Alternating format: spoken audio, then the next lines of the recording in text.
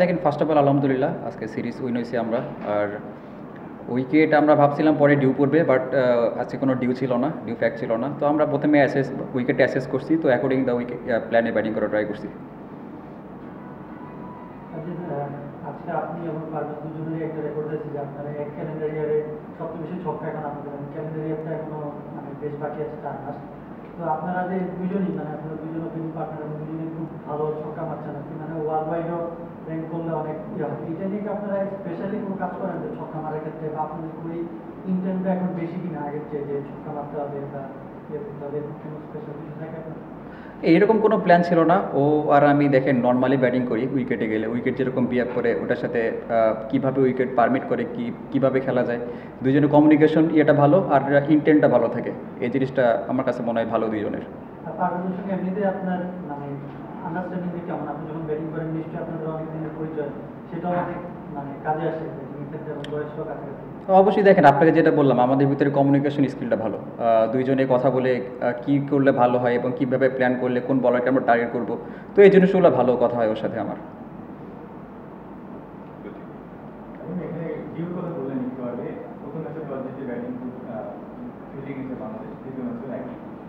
যদি থাকে সেক্ষেত্রে প্রস্তুতি যখন একটা বলা হচ্ছে এই টুর্নামেন্টটাকে, সেই হিসাবে কেন আপনি টিমের অংশ সেই জন্য প্রশ্নটা মানে আজকে পরে মানে ব্যাটিং বা বোলিং ব্যাটিংয়ের কথা বলে আগে ব্যাটিং করলে কি বাংলাদেশের জন্য একটু সহজ হতো না চ্যালেঞ্জটা নেওয়া, পরে যে বোলারদের জন্য যে এই ডিউ কন্ডিশনে কীভাবে বল করতে হবে, ব্যাটাররা একটু বেশি লম্বা সময় প্র্যাকটিসের সুযোগ থাকে? আসলে দেখেন, হোম অ্যাডভান্টেজ সবাই নিতে চায়। আর প্রথমে উইকেট যেরকম থাকে আগের ম্যাচে যেটা দেখছেন প্রচুর ডিউ পড়ছে, তো পরে ব্যাটিং করা আরও ইজি হয়েছে আমাদের জন্য। তো আজকেও আমাদের সেম প্ল্যান ছিল, হয়তো বা ডিউ পড়বে আমাদের ব্যাটিং করতে যাতে আরও, কারণ যেহেতু সিরিজ নির্ধারণী ম্যাচ ছিল এটা। তো আমার মনে হয় যে এটা কোচ ক্যাপ্টেন এবং টিম ম্যানেজমেন্ট যারা আছে এটা নিয়ে তারা ভাববে। তো এই বিষয়ে আমার আর কিছু বলার নেই। Thank you.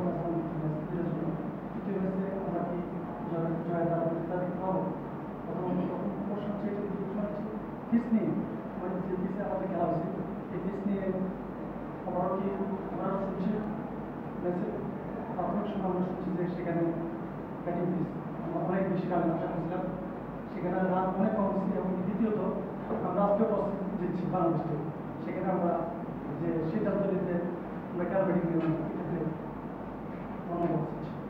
শেষের কথাটা দিয়ে শুরু করি, যে টস জিতে আমরা ফিল্ডিং নিয়েছি কেন, এটা ক্যাপ্টেন কোচ এবং টিম ম্যানেজমেন্ট ভালো বলতে পারবে। এটা নিয়ে আমি কিছু বলতে পারবো না। আর সব ম্যাচে আমাদের জন্য অনেক ইম্পর্টেন্ট, কারণ প্রত্যেকটা ম্যাচ ইন্টারন্যাশনাল ম্যাচ। এখানে কোনো ছোট বড় কোনো ভেদাভেদ নাই, এখানে সব টিমের সমান টি20তে যে যার দিনে ভালো ক্রিকেট খেলবে সেই উইন হবে। তো আমার মতে যে সামনে যে ম্যাচটা আছে, কারণ সামনে আমাদের এশিয়া কাপ, প্রত্যেক ম্যাচে যদি আমরা যেভাবে কন্টিনিউয়াসলি আমরা ভালো খেলতেছি, যদি আমরা এটা কন্টিনিউ করতে পারি তাহলে আমাদের জন্য ভালো হবে এবং আমাদের কনফিডেন্সও বিল্ড আপ হবে। Thank you.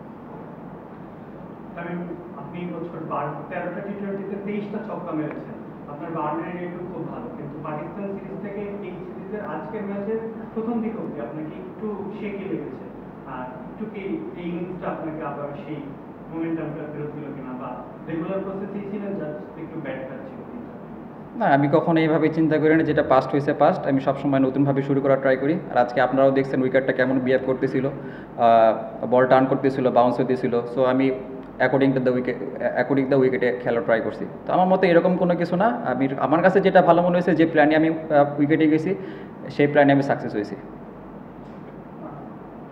একটা জিনিসগুলো যে ওভারঅল যে এই সিরিজটা ম্যাচ হয়েছে আর এটা বাকি আছে, যে সিরিজের সবকিছু মিলে যদি আপনি বলেন যে এশিয়া কাপের আগে আমাদের প্রিপারেশনটা এই সিরিজটা কীভাবে দেখতেছে, কতটা ভালো হয়েছে? আমার কাছে মনে হয় আলহামদুলিল্লাহ অনেক ভালো হয়েছে, কারণ এই সিরিজ শুরুর আগে আমরা লম্বা একটা সময় পাইছিলাম, সেখানে ফিটনেস থেকে শুরু করে আমরা এই সিরিজ আগেও আমরা অনেক দিন সিলেটে প্র্যাকটিস করছি। সিলেটের উইকেটে আমরা জানি সবাই কেমন, অনেক ভালো উইকেটে আমরা প্র্যাকটিস করতে পারছি।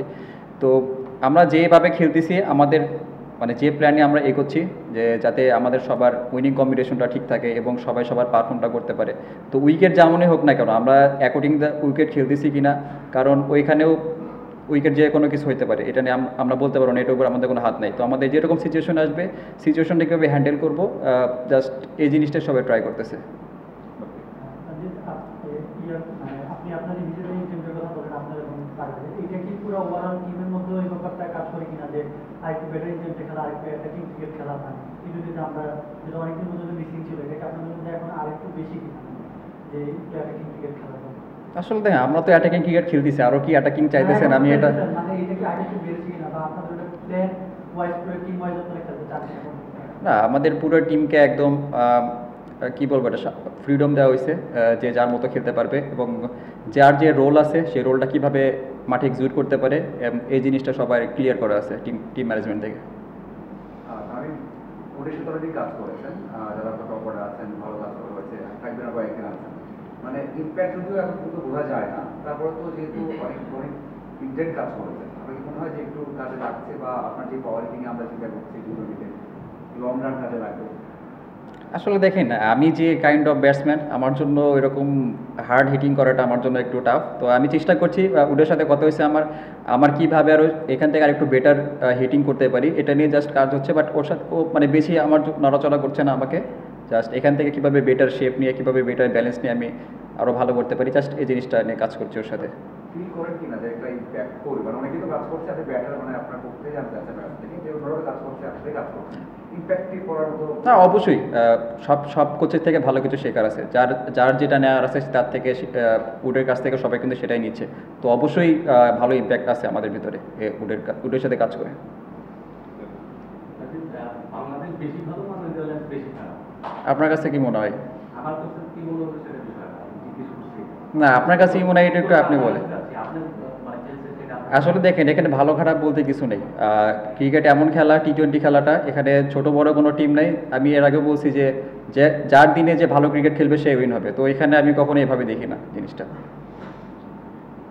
টি-20তে অ্যাটাকিং খেলার ফ্রিডমটা কি অতীতে যে কোনো সময় চেয়ে বেশি ফিল করছেন আপনারা ড্রেসিং রুমে যারা আছেন?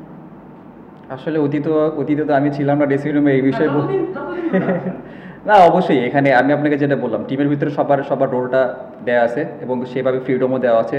যার যে রোলটা কীভাবে মাঠে এক্সিকিউশন করতে পারে সেটা হচ্ছে ইম্পর্টেন্ট। তো আমার কাছে মনে হয় অবশ্যই ফ্রিডম আছে। Last two question. সিলেটের মাঠে ব্যাক টু ব্যাক দুইটা জয়, সিলেটের পরিবেশ, সিলেটের মাঠ এবং সিলেটের দর্শক কতটা ভূমিকা রাখে? না, অবশ্যই দেখেন, হোম কন্ডিশনে আমরা যেখানেই খেলি সেখানেই প্রচুর দর্শক হয়। অবশ্যই তাদের এই সাপোর্টটা আমাদের অনেক অনুপ্রেরণা দেয় এবং মাঠে আমরা অনেক এনজয় করি এই বিষয়টা। Last question. বোলারদের নিয়ে বলতেন, মানে পশ্চিমবঙ্গের রাজকেও ভালো বল করেছেন, মানে যেটা সেগুলো জিজ্ঞাসা করতেন বেশি ভালো কিছু কিনা, মানে বোলারদের তো সবসময় বড় একটা ইম্প্যাক্ট ফেলে। আজকেও যে বোলাররা বল করেছেন, চেঞ্জ হয়েছে দুইজন, যারা চেঞ্জ হয়েছে তারাও ভালো করছে। আসলে এই কম্পিটিশন সাথে যারা ব্যাকআপ বোলার তারাও ভালো করছে, এটা কীভাবে দেখেন এবং তাদের মধ্যে মিলে কেমন দেখেন, যেটা আমরা বেশি ভালো করতাম? না, অবশ্যই টিমের ভিতরে একটা হেলদি কম্পিটিশন চলতেছে, যে সুযোগ পাচ্ছে সেই কাজে লাগানোর চেষ্টা করতেছে। আমার কাছে মনে হয় এই জিনিসটা অনেক ভালো। আর শুধু বলিং ইউনিটে সবার ভিতরেই সবার আন্ডারস্ট্যান্ডিং ভালো এবং ব্যাটিং ইউনিট সবার ভিতরে আন্ডারস্ট্যান্ডিং ভালো। তো আমার কাছে মনে হয় হোল টিমটা অনেক সবার সাথে সবার আন্ডারস্ট্যান্ডিং অনেক ভালো এবং সবাই খেলাটা এনজয় করছি। থ্যাংক ইউ ভাই।